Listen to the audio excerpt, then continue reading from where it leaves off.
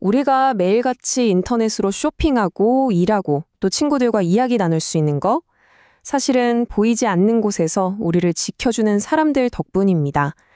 오늘은 바로 이 기업의 사이버 수호자들, 즉 보안팀이 과연 어떻게 조직되어 있고 또 위기 상황에서는 어떻게 움직이는지 그 속을 한번 제대로 파헤쳐 보겠습니다. 자, 상상 한번 해볼까요? 갑자기 회사 전체 시스템이 마비되고 곳곳에서 경고등이 번쩍입니다. 명백한 사이버 공격이에요. 이렇게 정신없는 상황에서 과연 누가 가장 먼저 움직이고 각자 어떤 역할을 맡게 될까요? 오늘 이야기는 바로 이 질문에서부터 시작합니다. 흔히들 보안팀 하면 그냥 한 덩어리로 생각하기 쉬운데요. 사실은 전혀 그렇지 않습니다. 현대의 사이버 보안 조직은요, 평화로울 때와 비상 상황을 모두 대비해서 역할이 명확하게 나뉜 세 개의 핵심 기둥으로 이루어진 아주 정교한 구조를 가지고 있어요. 바로 이 세 기둥이 관리기획팀, 운영팀, 그리고 침해 사고 대응팀입니다. 마치 삼각대처럼 이 세 팀이 서로를 딱 받쳐주면서 조직의 보안 전체를 책임지는 거죠. 보시다시피 중요도는 동등하지만 맡은 역할은 완전히 다릅니다. 이게 좀 복잡하게 들릴 수 있으니까 우리 도시의 긴급 서비스에 한번 비유해 볼게요. 훨씬 이해하기 쉬울 거예요. 관리기획팀은 도시 전체의 안전 마스터 플랜을 짜는 설계자고요. 운영팀은 매일 거리를 순찰하는 경찰, 그리고 침해 사고 대응팀은 정말 큰일이 터졌을 때 투입되는 특수기동대, 스와팀 같은 존재라고 보시면 됩니다. 자, 그럼 먼저 아무 일도 없는 평화로운 시기, 그러니까 평시 상황부터 한번 살펴볼까요? 대부분의 사이버 보안 업무는 사실 공격이 없을 때 이루어지거든요. 미리 방어벽을 단단히 쌓아 올리고 저 멀리 적이 오는지 망을 보는 시간이죠. 평시에 설계자인 관리기획팀은 우리 회사의 보안 정책은 어떻게 할까? 가장 큰 위험은 뭘까? 처럼 큰 그림, 즉 전략을 짭니다. 반면에 순찰대인 운영팀은 SIM 같은 장비로 24시간 시스템을 감시하고 보안 솔루션을 최신 상태로 유지하면서 현장에서 전술을 실행하는 거죠. 전략과 전술이 완벽하게 맞물려 돌아가는 겁니다. 그러면 특수기동대 침해 사고 대응팀은 평소에 뭘 할까요? 놀고 있을까요? 천만에요. 어쩌면 가장 바쁜 팀일지도 모릅니다.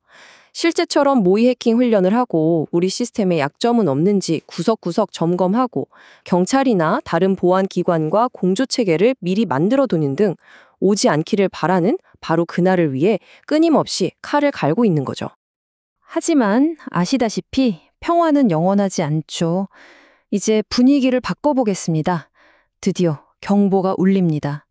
평온했던 일상에서 위기 상황으로 모든 것이 급변하는 바로 그 순간입니다.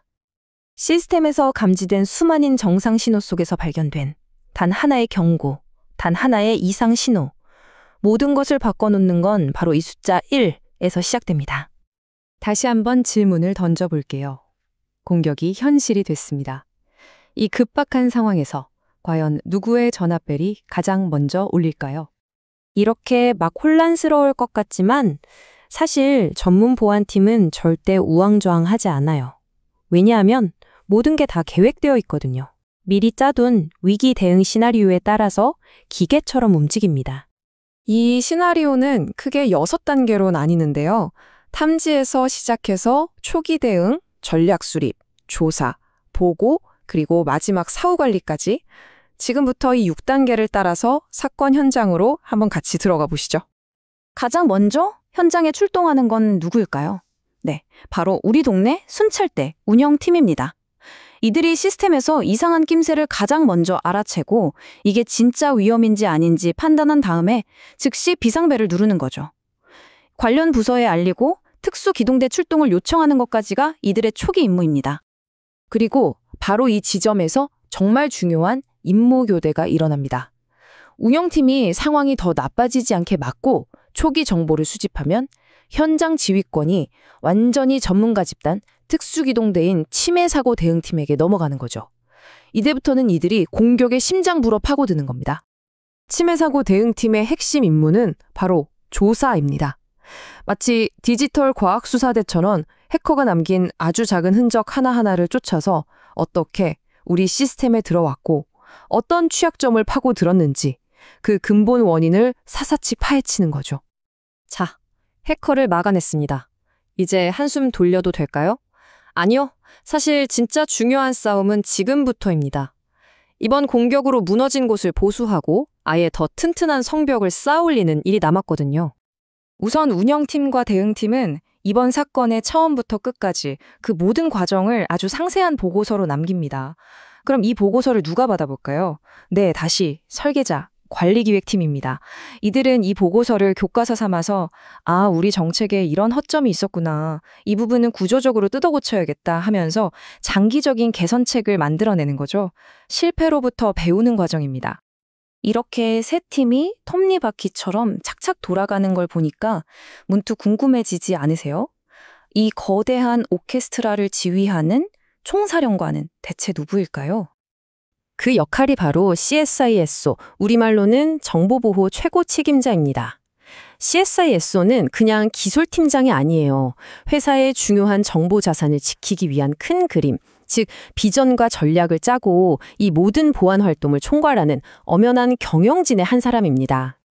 이 말이 CSO의 역할을 가장 잘 설명해 주는데요. CSO는 기술과 경영 사이의 다리 역할을 합니다. 이게 무슨 말이냐면 복잡한 해킹 기술이 우리 회사에 구체적으로 어떤 금전적 손실을 가져올 수 있는지 이걸 사장님이 알아듣기 쉽게 비즈니스 언어로 번역해서 보고하고 그래서 보안에 대한 투자를 이끌어내는 아주 중요한 소통 창구라는 뜻이죠. 자, 오늘 이야기를 들어보니 어떠세요? 여러분의 회사에도 분명 이런 사이버 수호자들이 있을 겁니다. 그런데 마지막으로 우리가 스스로에게 던져야 할 질문은 이거예요. 과연 우리 회사는 이 수호자들이 제대로 실력 발휘를 할 수 있도록 충분한 지원과 권한이라는 힘을 실어주고 있는가? 아무리 뛰어난 장수가 있어도 낡은 칼과 방패만 쥐어주면 전쟁에서 이길 수 없으니까요.